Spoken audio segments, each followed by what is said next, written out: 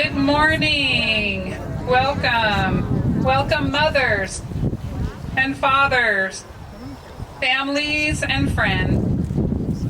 I am Julie Williams, the Vice President of the Board of Directors for Now I Lay Me Down to Sleep and your MC this morning. I am honored to welcome you to the first ever Virginia Now I Lay Me Down to Sleep Remembrance Walk. You better clap. You guys have earned it.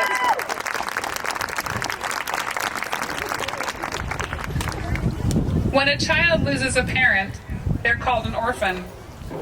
When a spouse loses his or her partner, they're called a widow or widower. When a parent loses their child, there isn't a word to describe them. These are the words of President Reagan in 1988 when he declared October Pregnancy and Infant Loss Awareness Month. Today, we still do not have a word to call those of us who have lost a baby.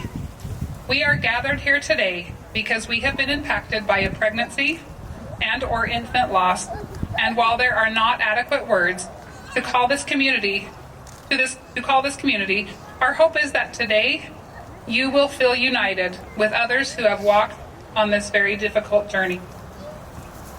Our hope is that you will not feel alone in your journey. Our hope is that you will find healing and peace in honoring your baby through this very public remembrance ritual. 14 and a half years ago, I received a text message from a dear friend of mine. "This is right up your alley," she said. And it was a link to the Now I Lay Me Down to Sleep website. I couldn't believe as a photographer for then 20 years that I hadn't thought of this before. So I clicked on my state of Utah to see who else was a photographer there and found no one. I panicked thinking, oh my goodness, what if somebody's having a loss and needs a photographer and there's no one there? So I immediately picked up the phone. Actually, at 11:30 at night, I nudged my husband and said, "Are you okay if I do this?" "Yeah, sure, honey, whatever." He's probably still regretting that today. So I immediately picked up the phone thinking I would call leave a message to the office and say, "Sign me up tomorrow. I'll be the first photographer in Utah." And I hear this, "Hello? I'm so sorry, I didn't mean to wake you up. I thought I was calling an office." It was Cheryl Haggard, the founder of Now I Lay Me Down to Sleep, who was at the time running this organization out of her son Maddox's nursery. It had just barely launched and was a brand new organization. But needless to say, she was a sweetheart and got me signed up that night to be the first photographer in Utah. And I've had the privilege and honor of building that organization west of the United States.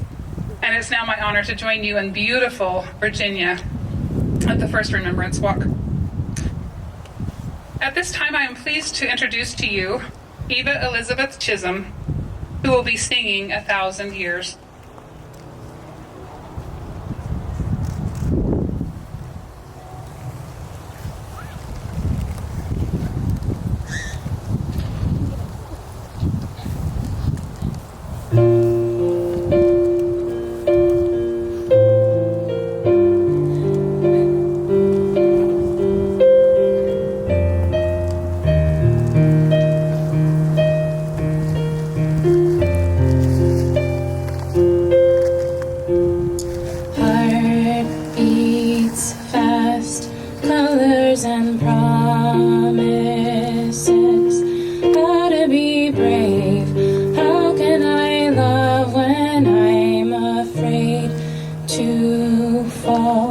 Watching you stand alone, all of my doubt suddenly goes away somehow.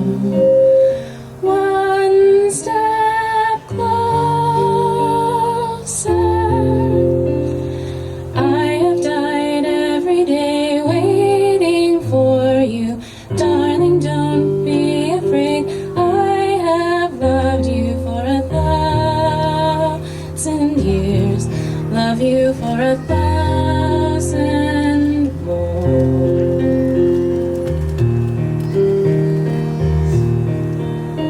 Time stands still, beauty in all she is. I will be brave, I will not let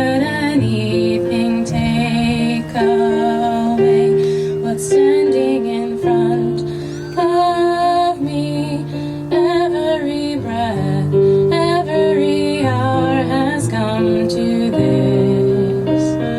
One step closer.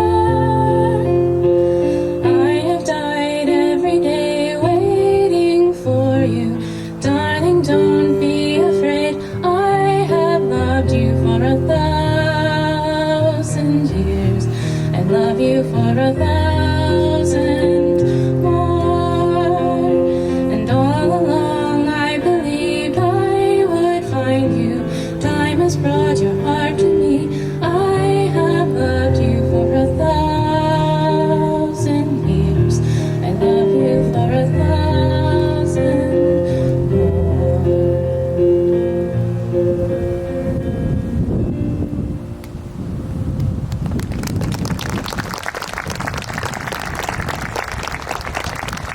Thank you so much to Eva Elizabeth.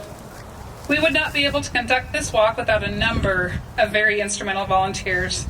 A special thanks to Eva Elizabeth Chisholm, our remembrance readers, Serena Lambeth and Pam Bateman, and also a huge thank to our walk committee, Carrie Carter, Shane Davis, Andy Gillette, Kelly Marker, Pam Bateman, and Emily Miner. And I have a special thank you. The members of the Remembrance Walk Committee have asked me to especially thank two individuals. First, Renee Bundy at Now I Lay Me Down to Sleep, who has been an indispensable source of support and knowledge. The many hours she has put in, including on nights and weekends, were critical to this event taking place. And a very special thanks to our fearless leader, Carrie Carter, probably behind me. Oh, she is.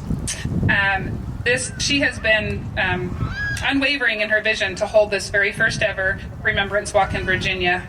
We are all here today because of her tireless, passionate efforts. Please join me in thanking Renee and Kim and Carrie.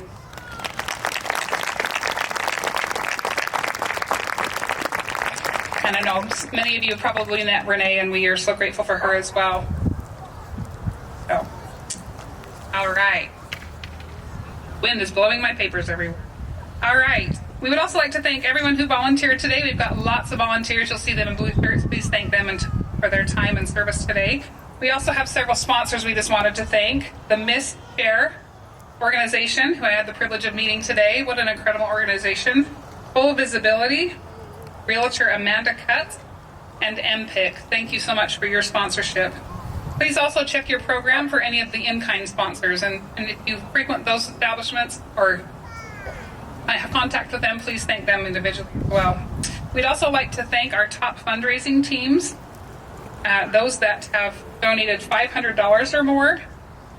All the funds raised will go directly to serving the families for remembrance portraits with Now I Lay Me Down to Sleep.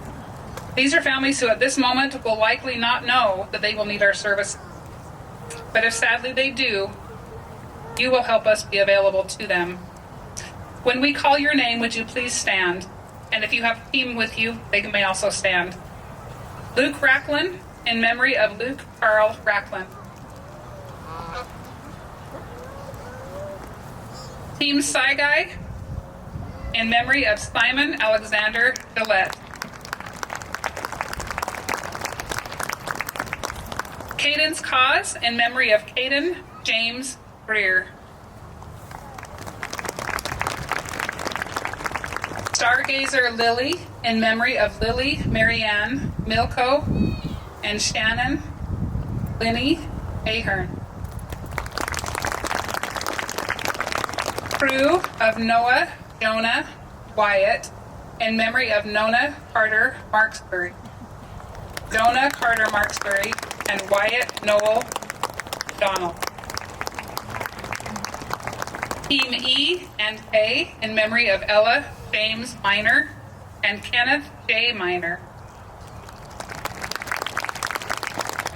So Love, in memory of Elise Michelle Licklider. Baby Elephant, in memory of Lexington E. W. Forrester. The Muller Angels, in memory of Keely Shea Muller and Jolene Muller. Julie Faye Shelton, in memory of Julie Faye Shelton. Team Keegan, in memory of Keegan Christopher Hatzilius. Cuddles for Caden, in memory of Caden Hance Foley. And lastly, Milo Heels, in memory of Milo Sana Line De Lamba. Another big round of thanks for these teams and their efforts in helping us continue to serve more families who will sadly one day walk in our shoes. Every story is unique, from my story and my losses to every one of yours. But one thing that all of us gathered here today have in common is we want to find the best ways to honor and remember our baby. Today, our walk coordinator, Carrie Carter, will be sharing in her own journey. Wow. That was a little bird. Good morning. My name is Carrie Carter, and I was part of a large force of love that made this Remembrance Walk happen here in the DC area. As many of you know, planning an event like this is no small feat. It took many hours of thought, planning, and labor to get here today. But I would do it all again just to be able to stand here and look out at all of you gathered here today for the same mission, to celebrate our babies and to help bereaved parents. I love that all of you took time from your busy schedules to show your support here. I love that the sun is shining down on us. And I love that we are able to gather here and talk about our losses, celebrate the love we have, and be open about our journeys of grief and the hardships we've experienced. As humans, we are all fighting our own battles. Like many of you, I shared the hardship of a life without two of my children. I lost my son Noah in New Zealand just days after I walked the stage to accept my master's degree. And not even a year later, I would lose my son Jonah in Austin, Texas, after 3 days of fighting to keep him. Jonah was born too early, but I held him every minute he was with me. For both losses, I was able to have a trained, now I lay me down to sleep photographer come to the hospital and take photographs while I spent my remaining time with my sons. I love that the beautiful photos hang on my walls and help me celebrate them.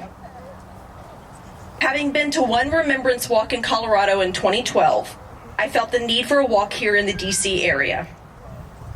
Leading this walk became part of my grief journey. It became my goal to bring together bereaved parents so they could freely speak out about their grief and loss. My 94-year-old Granny May would probably say, "This Remembrance Walk is how Carrie bloomed where she was planted." Bloom where you are planted, my grandmother says this quite often. This is her favorite quote, and one that the whole family associates with her beautiful Southern personality. Actually, I have a treat for y'all today. My Granny May recorded her saying this favorite quote to me for y'all to hear. Hello, Carrie. This is Granny May. Bloom where you are planted. And I love how this quote relates to today. I have to share another quote that I love because it also relates to today and this message I'm bringing. Mother Teresa said, "Do small things with great love." I love this quote because it reminds me of my Granny May's sister, my great Aunt Marie. Growing up, I would call her Aunt Marie, and I was lucky to have her presence in my life. She was always thankful, sweet, loving, and selfless. And although her own life was filled with tragic losses, she still took great joy in helping others by doing small things with great love. There are many stories I can share about blooming where you are planted and doing small things with great love. But since I love history, I want to share a story of courage and persistence that is rooted deep in local history. This story is about a group of women who spoke out about their desire to vote and about their grief and how not being able to vote affected their lives. But in that time frame of America's history, society wasn't very open to hearing about it. The story occurs in the early 1900s at a location that's actually less than a mile from here called the Workhouse. Some of you may have passed it coming in. It's now known as the Workhouse Arts Center. The Workhouse was a prison where inmates could learn a trade so they could find employment when released. In fact, some of the prisoners made bricks from nearby kilns, such as the one that you drove past when you came into the park today. These bricks were used to build the women's workhouse, which held 100 prisoners. About 100 years ago, the workhouse imprisoned many suffragettes, including Lucy Burns, one of the movement's founders, and Alice Paul, the leader of the National Women's Party, that organized a group of female protesters called the Silent Sentinels. The Silent Sentinels were the first group to ever picket the White House. They protested without speaking for 6 days and for hours each day. Over a 2-year span, nearly 2,000 brave women silently demanded the right to vote. They came together in public and in the thousands to raise awareness for their needs, their hardships, and the issues that affected their lives and the lives of future women. By speaking out and continuing their efforts for almost 70 years, their actions would add an amendment to the U.S. Constitution that would guarantee a woman's right to vote. We have come a long way because of their courage to speak out. What these women did in some ways is similar to what we are doing here. Today, by speaking our babies' names out loud, we are raising awareness for pregnancy and infant loss, acknowledging that our babies were here, and reducing the stigma of needing help in our grief journey. We need to not feel abandoned, hidden, or suppressed in our sorrow. We can show their pictures and say their names proudly, without fear of retribution. And while society still has a hard time dealing with someone else's sorrow, at least we can meet today and speak about our precious treasures.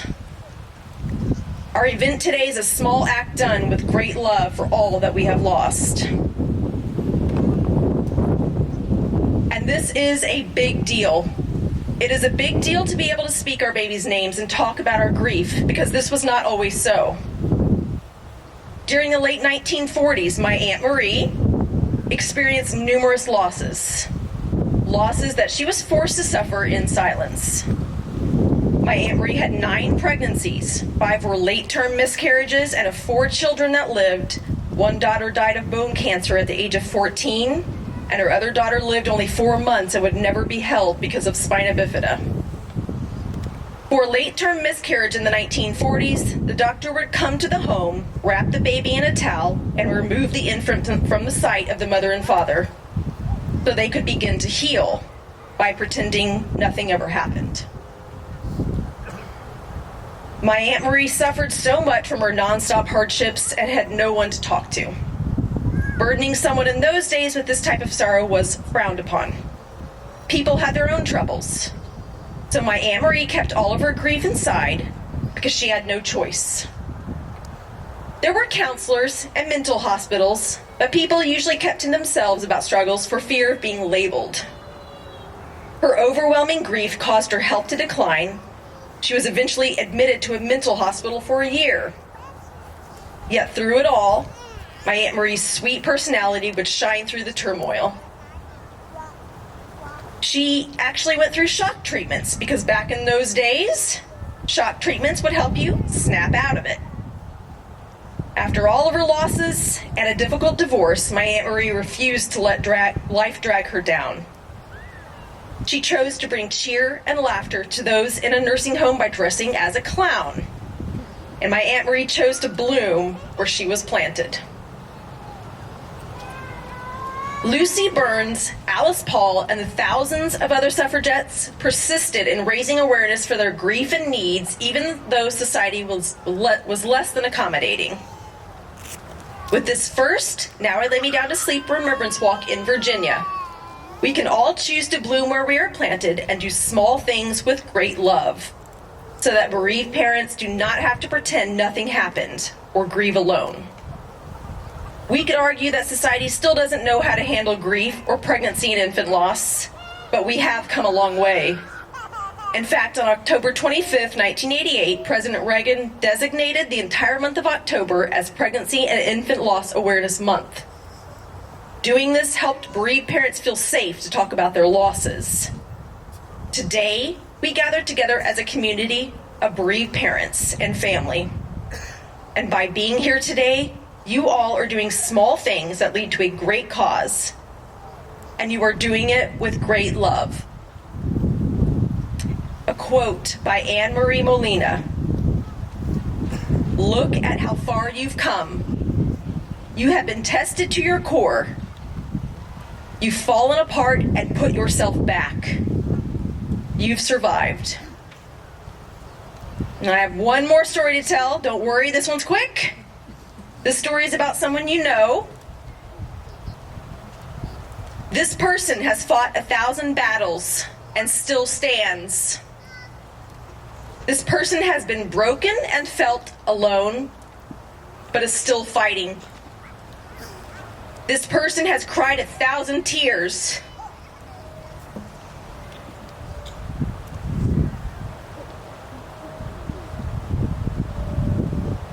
And is still a warrior. This person is courageous, strong, and loved. And this person is you.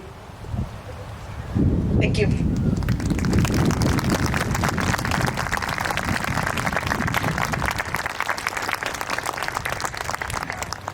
A huge thank you to Carrie Carter, who has shared some of her thoughts, and I know many, many of you can relate to those things that she has shared, myself included.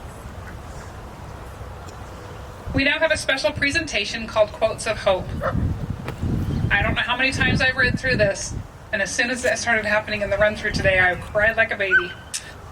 Please welcome our readers, Ann Bateman and Serena Lambeth, and also our very special guests, Jara Marksbury, Avon Marksbury, Even Smith, Carter Smith, Cater Smith, Cater Smith, and Reese Smith.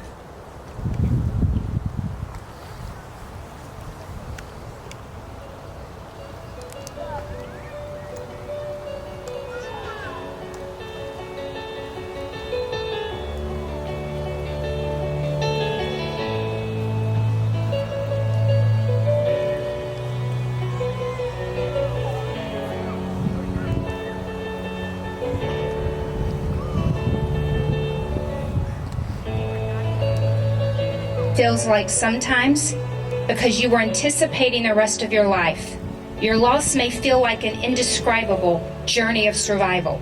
The sting eventually fades, but the scar never goes away. In the midst of the pain, we can also hold on to the beauty of the memories. How very quietly you tiptoed into our world, silently, only a moment you stayed. But what an imprint your footprints have left upon our hearts. As said by Helen Keller, the best and most beautiful things in the world cannot be seen, nor even touched, but just felt in the heart. How lucky you are to have something that makes saying goodbye so hard.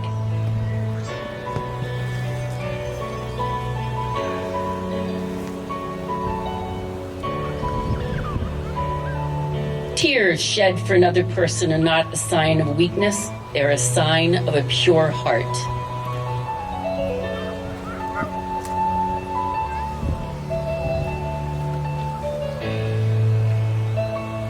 No one ever told me that grief felt so like fear.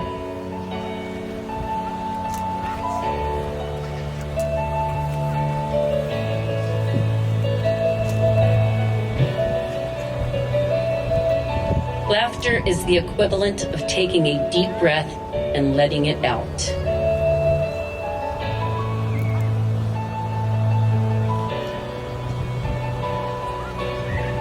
Sometimes it's okay if the only thing you did today was breathe.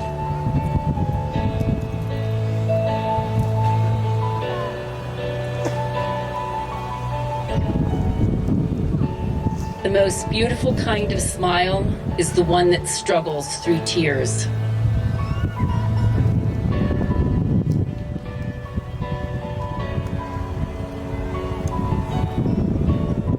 The one who left gentle footprints on our hearts left a story worth telling.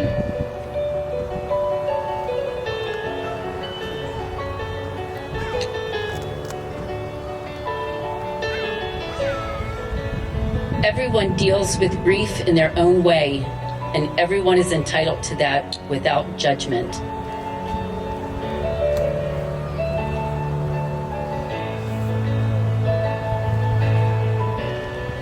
You don't have to push yourself too hard all the time. It's okay to rest. You know your limits.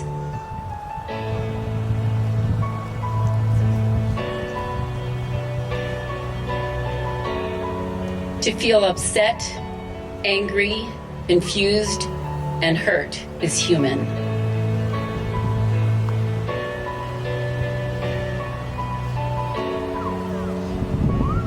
How quietly you tiptoed into our world, silently. Only a moment you stayed, but what an imprint your footprints have left upon our hearts.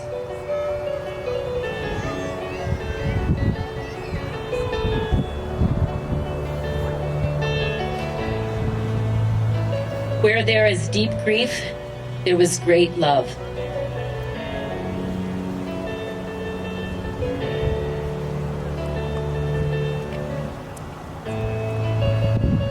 Some say you are too painful to remember. I say you are too precious to forget.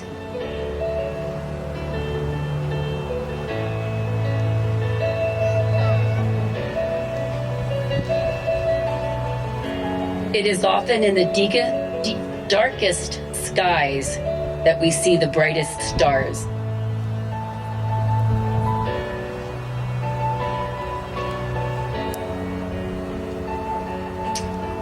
The mention of my child's name may bring a tear to my eye, but it never fails to bring music to my ears.